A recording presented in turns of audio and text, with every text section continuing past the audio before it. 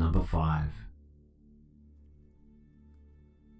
This story is a hard one for me to tell, since I have never told or talked about it to anyone beside to the people that were involved. This didn't happen to me, but it did happen to my mother, which still haunts me to this day. Here's a little backstory of my mother. It'll make sense why I'm telling you this later. Before she met my father, my mum was in the process of becoming a police officer. She wasn't in the academy, but she was learning everything she could at her university and through the classes provided by a local police station. My mum did not end up becoming a cop because my dad was already one, and she didn't want both of them being cops due to the fact that they would never see each other or be able to spend time to take care of their future kids, aka me and my 2 older brothers, Rob and Lance. So here's what happened. When I was a sophomore in high school, my mum went out for a weekend with my aunt and uncle. It was a small little getaway to a beach city, and it was very much deserved by my mother, who was always a hard-working person. On the last night of this little vacation, the 3 of them went to a restaurant for dinner and drinks. This place had a bar, and whenever a customer would order a drink from their table, the server would tell the bartender and would make it for them, and put the drink at the end of the bar for the server to pick up and give to the customer. Well, my mum told the server what beverage she would like, and the server told the bartender. Once the bartender finished making her cocktail, he, like he always did, put the drink at the end of the bar for the server to pick it up. This is where I have a hard time not crying. Some guy apparently had been watching my mum throughout the course of her visit and was listening in on what she ordered to drink. Neither my mum, aunt or uncle had noticed a guy staring or eavesdropping on them. But this fucking asshole decided to get my mum's drink at the end of the bar awaiting for pickup and put the date rape drug in it. No one noticed him do it, and after he had done this, the server picked up my mum's drink and promptly gave it to her. Mum, of course, sips on it during the meal, and as some time goes by and she starts to feel dizzy and nauseous, she immediately knew something was wrong because she wasn't even close to being drunk. She then decides to excuse herself from the table and go to the restroom. The restrooms are in the back of the restaurant and are next to the back door, which leads to an alleyway where there's trash bins, employee parking and cameras. The man follows my mother to the bathroom and, before she enters the ladies' room, pushes her through the back door into the poorly lit alley. After he shoved her through the door, she stumbles onto the concrete. Then he pounced on her, like a dog. Mum was trying to make out any facial features, but couldn't because of the drugs and how dark it was. The only characteristic she remembered was how big he was. The big man at this point is trying to rape my mother, trying to take off her pants, shirt and undergarments. While she was trying to resist, he was hitting and cutting her with some type of blade he had. During this, he would whisper in her ear about how beautiful she was and how he couldn't just let her go without getting a little taste. Such a sick fuck. Luckily, she remembered her police training she completed years ago and somehow managed to get away from him. She went to the trash bins and started making as much noise as possible to get someone's attention. She wasn't able to scream or try to get back into the restaurant due to the drug symptoms. One of the employees, thank God, heard my mother and jumped on the guy. After that, my mum doesn't remember because she instantly collapsed as soon as the employee came to her rescue. The next thing she remembers is being in a hospital room and cops at her bedside. She then was asked what she remembered. She told the police, and after she told everything she could and asks, "What happened after that kid came to help me?" The police then let her know that the employee jumped on her attacker, pinned him down, and had other employees call 911. The kid stayed on top of this guy until the police showed up and handcuffed him. To the kid that saved my mum's life, thank you so much. We are forever in your debt and will forever be grateful for you. The paramedics rushed my mum to the hospital. She had suffered a broken eye socket, nose, and 3 cuts to the chin, scalp, and stomach, all needing multiple stitches and staples. While Mum was in the hospital, and after the police questioned her, my aunt called us and told us what had happened, and without hesitation, we rushed to the hospital to see her. It was a sight I will never be able to forget. The bastard that did this did not know what he was getting himself into. In questioning, the police had informed the culprit that my mum is not someone to fuck with.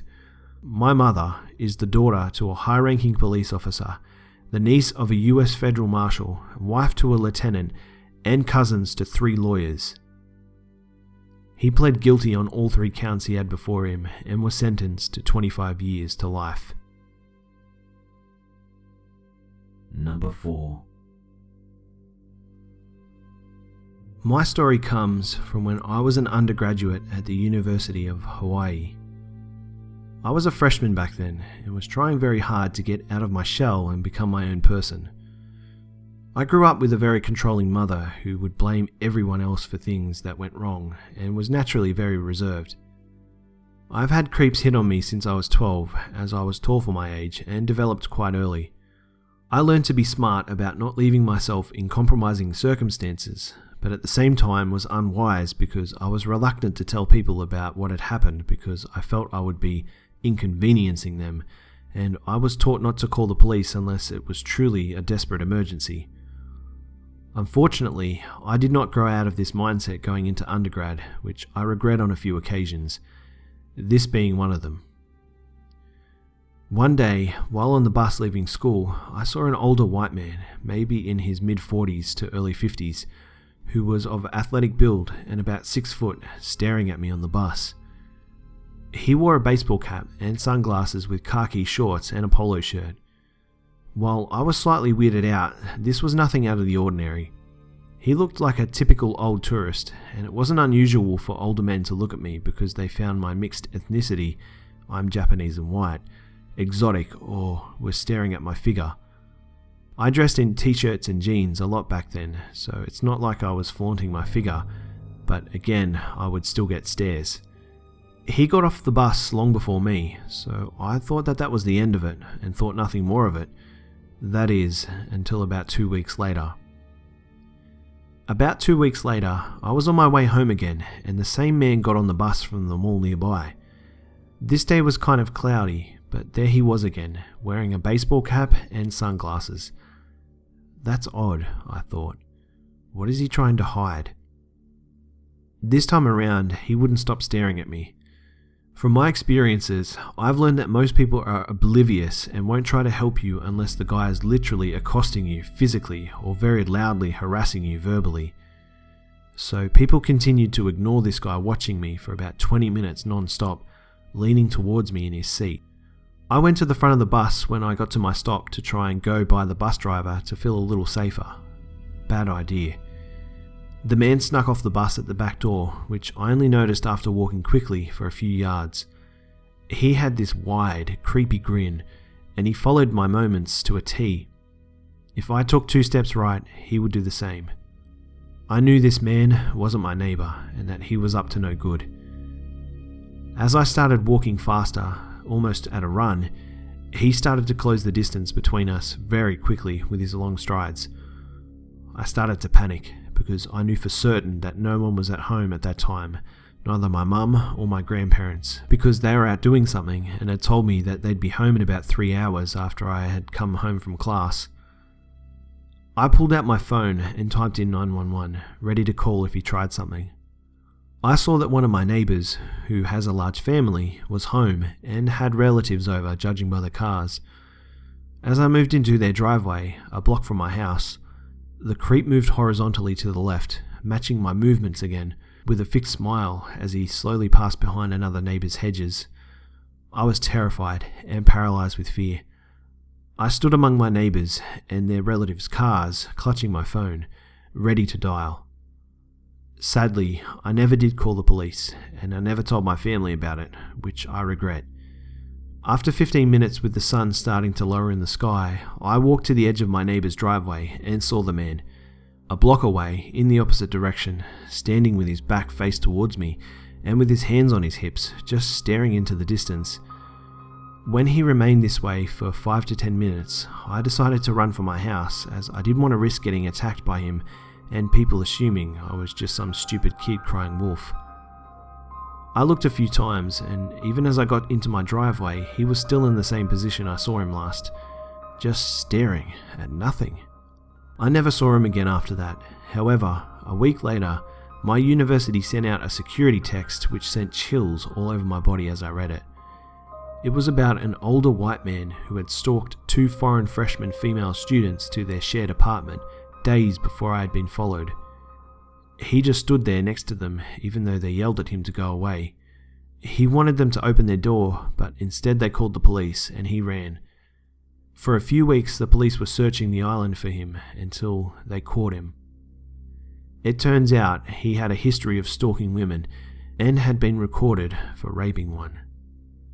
From then on, I learned not to fear calling someone or even call the police and go out with your gut feeling. It's not an inconvenience.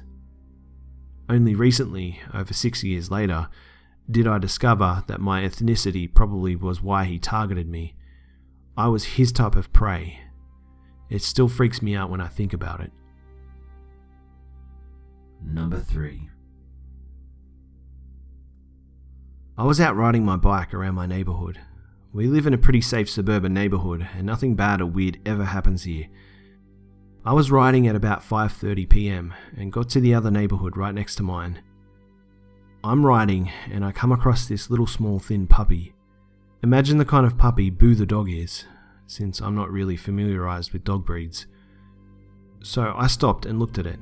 I could see it was wearing a pink collar and didn't seem lost. So I continued my ride. I came back about 9 minutes later and he was still there. I guess it must have been its house. Not even 2 seconds later, a Ford Free ride comes around the corner and stops in front of me.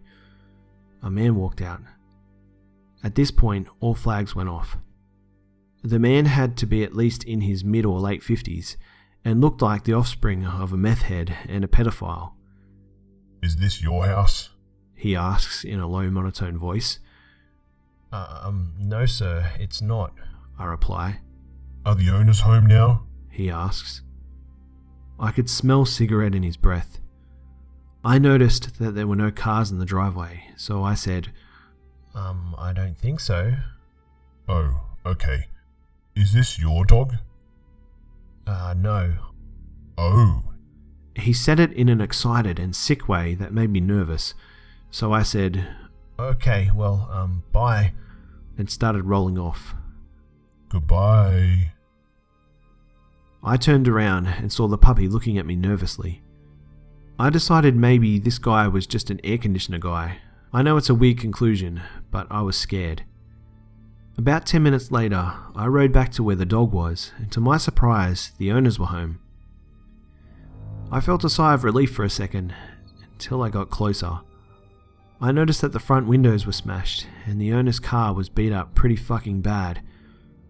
I reached into my pocket to call the police, but just as I did, I noticed something. It was circular and pink. My heart sank when I saw it was the puppy's collar. I quickly called the cops, who got there amazingly quick. I guess the Oro Valley sheriffs don't mess around. Once they got there, a full-on SWAT team shows up as well. They kicked open the already busted door and were greeted by a severed arm and leg. To sum up the story, the man killed them and the puppy. They found its severed head in the toilet. I rode home and tried to calm the fuck down. I hated myself for not stopping the suspicious man from hurting that poor family and dog. As far as I know, the man was never fucking caught either. The thing that kills me to this day is remembering turning back to check on the dog and seeing his skinny, innocent face looking straight back at me. Number 2. This happened to me about a month and a half ago. A little backstory. I'm 24 and I live in Albuquerque.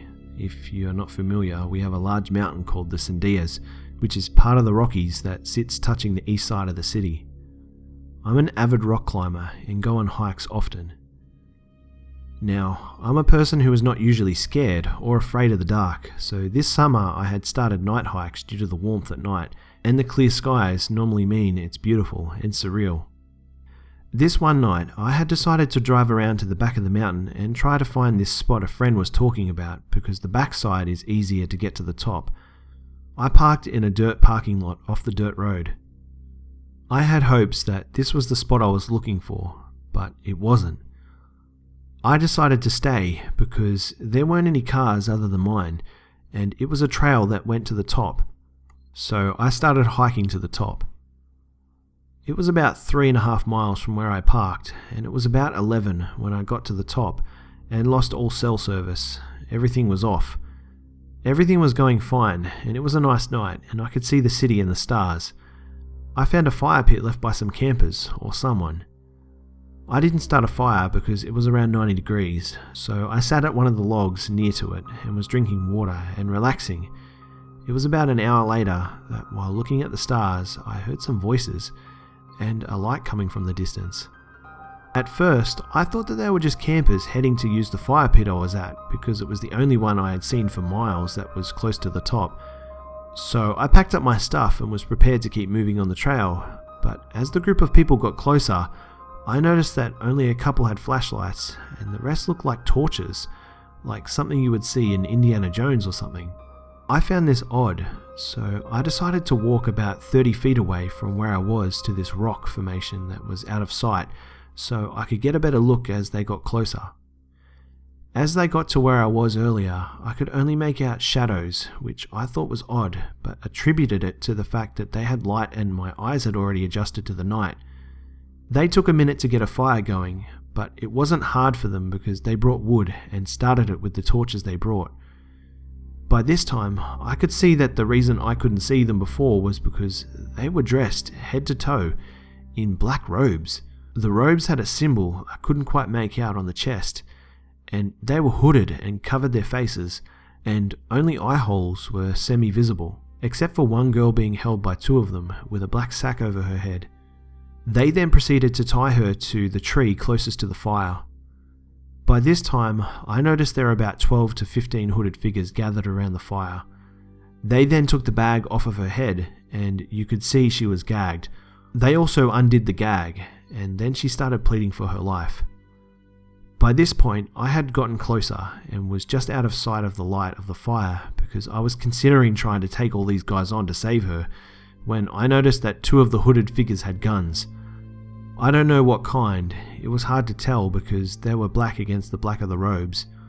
As I stood there in the dead silence, listening and trying to figure out if I could do anything, one of the hooded figures pulled a knife as the others finished setting up for whatever kind of ritual they were doing.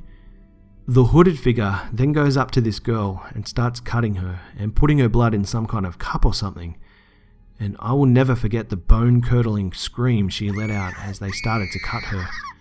It will haunt me for the rest of my life. So I stepped back to retreat when I stepped on a stick and made enough noise that someone flashed a flashlight in my direction. I quietly crept further and further back as one of the members came to investigate, but by the time that they were there, I was about another 20 feet away behind a rock where I waited until he headed back to the group.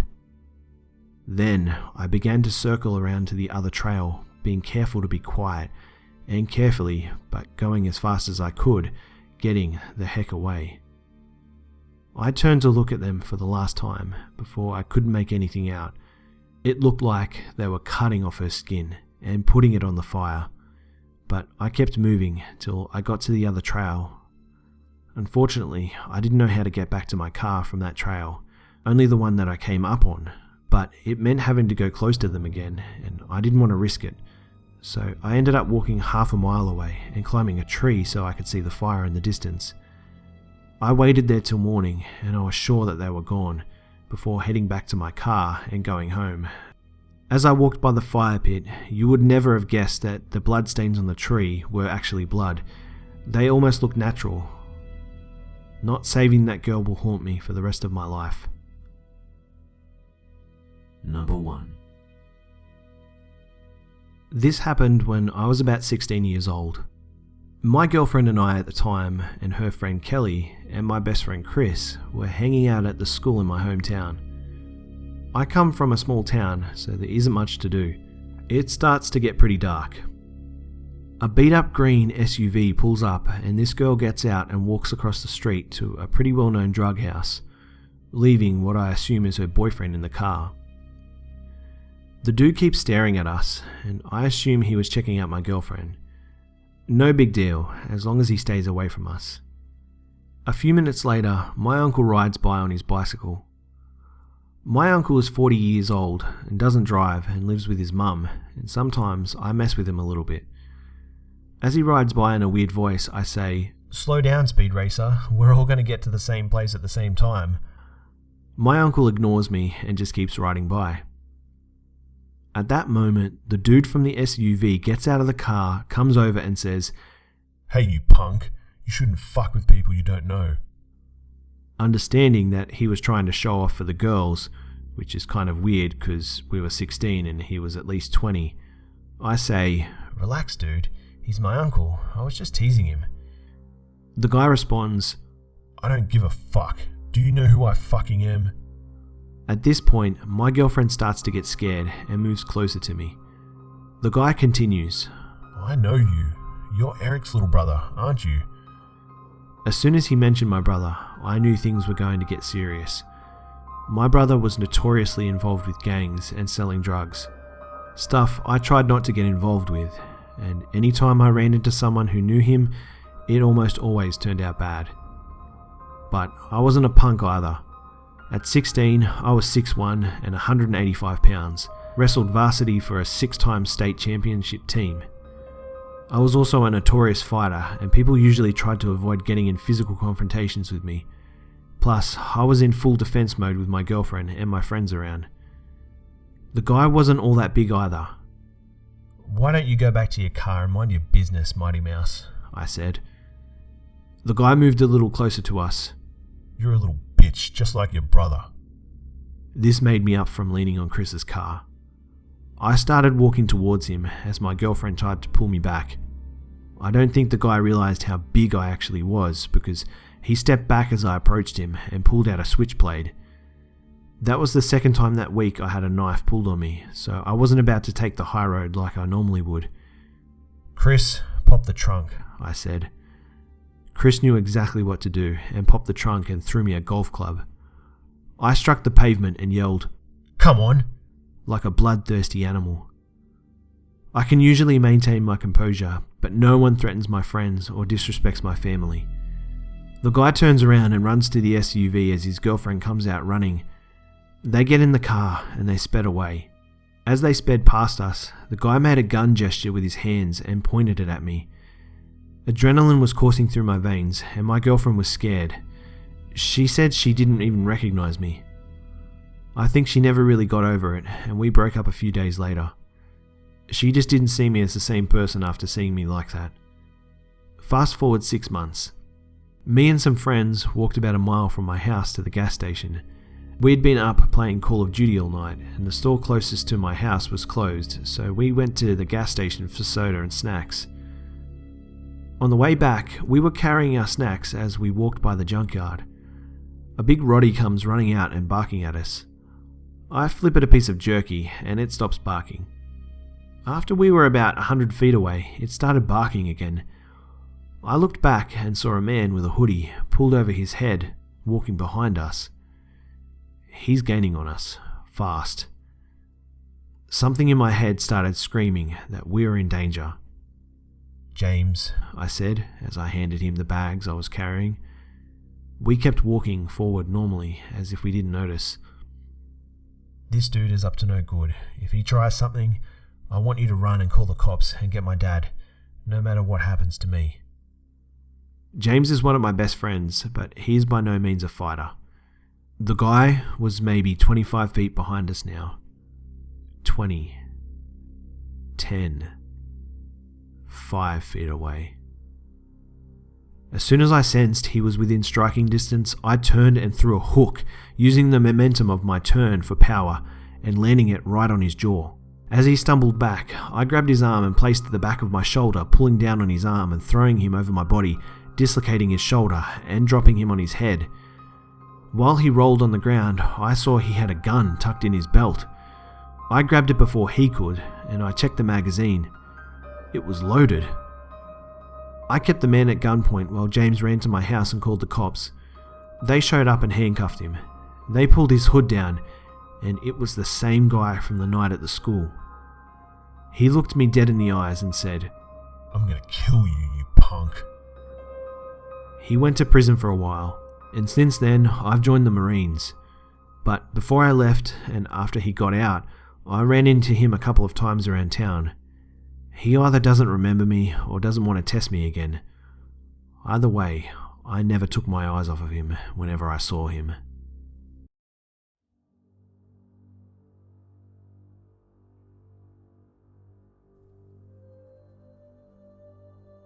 G'day mates, it's B-Buster here.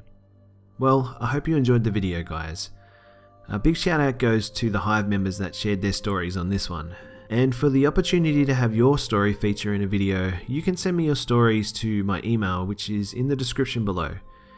And make sure to keep them coming guys, as this channel relies upon your stories to continue now. Even if you're not quite confident about your story or your writing skills, email me anyway and we can try and work together to ensure it's delivered to the Hive well. So a few of you guys have also messaged me again in relation to Mimic channels that have popped up.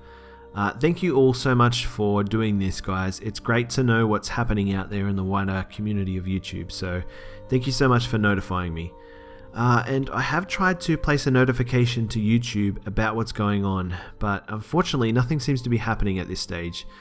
So I guess the best way to help me is if you'd like to send an email to YouTube notifying them of that Mimic channel and kindly asking them to take the channel down. I guess that's probably the best way to proceed at this stage. I also wanted to say thank you to everyone for your support over the past couple of days. You guys have honestly just been so unreal. The amount of support I have received and the encouragement to continue with the channel, even though the horror community has to make some changes and I personally have to make some changes to the channel, is really amazing. You guys have really helped me to stay positive and, really encouraged me to just press on and to make this happen. So thank you so much for your support guys. I'm really excited about where the channel's going now. I'm really excited about having your stories feature on the channel much more and giving you guys the limelight. So thank you guys so much for that. And on that note, it would be great if you could like, share, comment and subscribe to the channel if you're new.